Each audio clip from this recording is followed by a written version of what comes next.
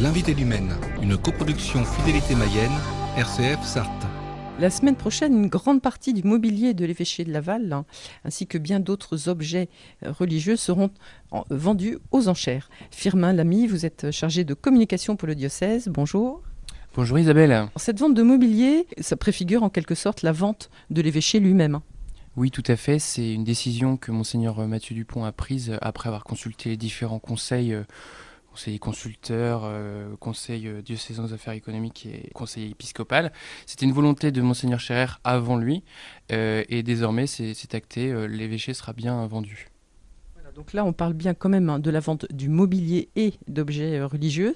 La vente de l'évêché se fera dans un temps ultérieur. Tout à fait. Et comme une maison de famille qu'on quitte, il y a des meubles, des choses à vendre. Donc c'est dans cette démarche-là que cette vente aux enchères aura lieu.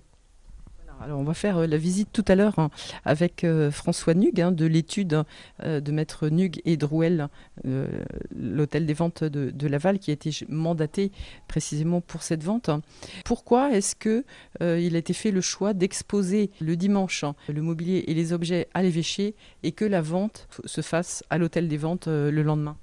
On sait bien depuis que l'annonce a été faite que la vente de cet évêché allait être réalisée, que ça suscite quand même la curiosité et vraiment on a envie de jouer là-dessus, que tout le monde puisse avoir quand même, avant de partir, avant de vendre cet évêché, puisse avoir vu l'évêché et c'est un petit peu la démarche qu'on aimerait faire, c'est ouvrir les portes de cet évêché qui finalement a été réservé qu'aux personnes travaillant pour le diocèse et donc on veut ouvrir cet évêché une dernière fois pour tous les curieux et que les personnes puissent voir les objets là où ils étaient, là où ils ont été utilisés et que chacun puisse acheter en fait une petite partie de cette histoire de l'évêché. Monseigneur Mathieu Dupont a précisé que l'argent de cette vente et de la vente de l'évêché n'était pas pour renflouer les caisses, mais pour financer des projets pastoraux.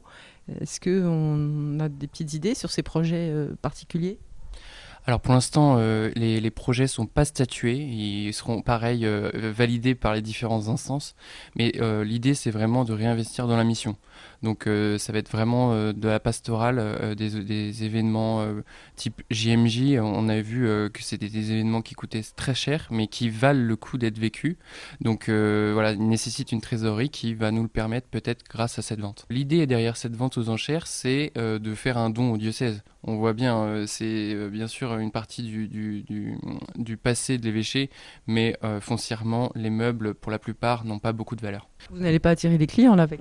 Mais justement, on a convenu avec la salle des enchères de rajouter à cette vente des objets religieux de la salle des ventes, qui eux ont de la valeur. Bon, c'est ce qu'on va aller voir tout de suite avec François Nug. Merci beaucoup Firmin Lamy de ces précisions. Et sur la vente de l'évêché en lui-même, vous avez des choses à dire ? Les visites continuent, l'affaire suit son cours. S'il y a des auditeurs parmi nous qui sont intéressés, il faut se mettre en contact avec Arnaud Trubert, l'économe diocésain. Entendu, merci beaucoup donc Firmin Lamy. Et puis alors, maintenant on se retourne vers Maître Nug en charge de cette vente pour voir tout ce qu'il y aura sur lequel enchérir. Merci Firmin. Merci Isabelle. François Nug, nous sommes ici dans le salon, le grand salon de l'évêché. Oui, il s'agit du salon central au premier niveau de l'évêché. C'est intéressant de voir le cadre où ont habité nos évêques, même si ce cadre aujourd'hui n'a pas le luxe, mais le faste qu'il pouvait avoir par le passé. Il y a beaucoup de choses qui ont été sorties des armoires, des greniers et qui sont exposées pour cette vente justement. Alors oui, il y a beaucoup de choses qui sont présentées, mais ce ne sont pas sans doute les choses qui étaient les plus belles à l'origine. De toute façon, il s'agit d'une maison, d'un hôtel particulier du 19e où est installé l'évêché aujourd'hui. C'était une résidence bourgeoise dans laquelle on retrouve tout le décor de boiseries, de moulures et de parquets, comme dans d'autres maisons lavalloises. Mais donc nous voilà maintenant avec un deuxième ancien évêché, parce qu'il y a déjà la rue de l'ancien évêché à Laval. Mais bon, c'est pas la question. C'est vrai. Là aujourd'hui, dans ce qui est proposé au public, il y a un peu de mobilier qui est somme toute du mobilier d'hôtel particulier, des très beaux fauteuils, des belles tables, des armoires.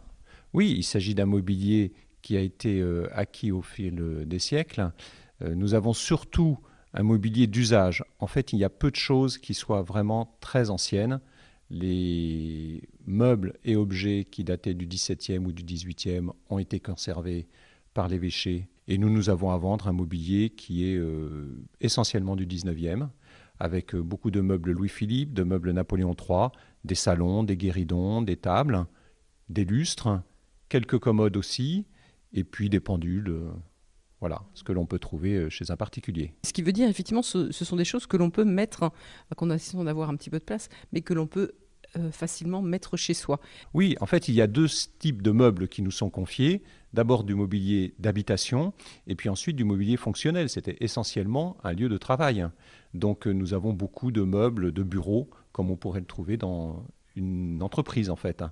Il y a plus de 300 lots qui sont présentés dont, je vous dis, la moitié correspond à du mobilier de travail. Et le reste, alors il y a beaucoup de cadres, et alors bien sûr de cadres avec des représentations d'évêques, de papes. Oui, bien que beaucoup de choses aient été conservées, il y a pour les... Pardon, conservées par l'évêché. Oui, il y a beaucoup de souvenirs de notre diocèse. Il y a beaucoup de gravures qui sont des représentations de célébrations à Pontmain ou bien de célébrations de pèlerinage. Il y a beaucoup de gravures représentant nos autorités, si je puis dire, quelques évêques, des papes. Il y a une photo dédicacée du pape Pie X. Et puis beaucoup aussi de cadres en laiton doré avec des lectures pieuses. François Nug, quels pourraient être les objets peut-être les plus intéressants? Il faut faire une sélection, mais deux, trois objets particulièrement intéressants qui pourraient susciter vraiment l'intérêt de nos auditeurs. Bien, il y a plusieurs objets qui sont particulièrement intéressants. Il y a d'abord deux très beaux cabinets d'époque Renaissance, avec des sculptures caractéristiques de cette époque. Nous avons des femmes qui symbolisent les vertus chrétiennes, et des angelots, tout cela monté sur des colonnes cannelées. Et puis le second cabinet représente, lui, une scène un petit peu plus païenne, avec des tritons et un personnage en train de couper sa vigne. Par ailleurs, il y a pas mal d'argenterie, et notamment des couverts 18e avec des poinçons de différentes villes. Ça peut intéresser des amateurs au-delà de ceux qui s'intéressent aux faits religieux. Et puis vous avez aussi des violons. Et oui, c'était une maison qui vivait, donc il y avait sans doute des amateurs de musique. Nous avons trouvé dans le grenier 2 violons et leurs archets. Nous avons fait expertiser à Paris et ils seront présentés pareillement lundi après-midi. Et avec une certaine valeur. Alors c'est estimé entre 200 et 500 euros chacun. Et si on reste sur les instruments de musique, il y a aussi une guitare. Oui. Bon, enfin, il y a plein de choses à découvrir. Voilà, pour le reste, dans le mobilier classique, je vous dis, des salons qui sont en acajou d'assez belle qualité. Il y a une jolie armoire arbalète du 18e, une commode Louis XVI aussi, quelques tapis, il y a des grands tapis pour mettre dans de grandes maisons, et puis des pendules, pas mal de pendules, qui sont soit en marbre, soit en bronze doré. Et puis pour compléter cette vente, je crois que vous allez ressortir aussi quelques trésors que vous avez, vous, à l'Hôtel des Ventes. Nous avons, comme toujours, des objets religieux que nous présentons dans des ventes courantes et que nous avons rajoutés à cette vente de façon à ce que les amateurs de ce type d'objets puissent les trouver le même jour. Voilà. Donc la visite se fait dans l'évêché et la vente se fait dans l'Hôtel des Ventes. La visite, c'est dimanche, toute la journée, et puis lundi matin. Lundi matin, apparemment. Oui, la visite le dimanche est de 11h à 18h et le lundi de 10h à 12h. Voilà. Et à 14h, prêt à enchérir. Exactement. Alors c'est une vente que nous faisons comme une vente normale, c'est-à-dire que les personnes seront dans la salle pour enchérir, bien sûr, mais c'est une vente qui se fait en live, c'est-à-dire que des personnes extérieures et qui sont sur notre site Interenchères peuvent voir ce que nous présentons et enchérir en direct.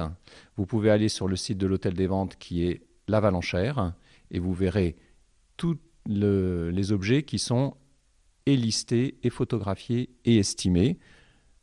Vous pouvez trouver des biens entre 20 et 1000 euros. Voilà. Pour vous, Maître François Nug, de faire cette vente, il y a un petit côté qui vous fait plaisir.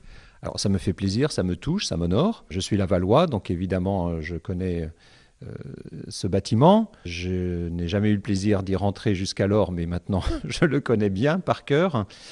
Voilà. Et je pense que beaucoup de personnes comme moi sont attachées aux souvenirs du diocèse, auront la curiosité de venir visiter ce bâtiment et certainement d'en garder un souvenir.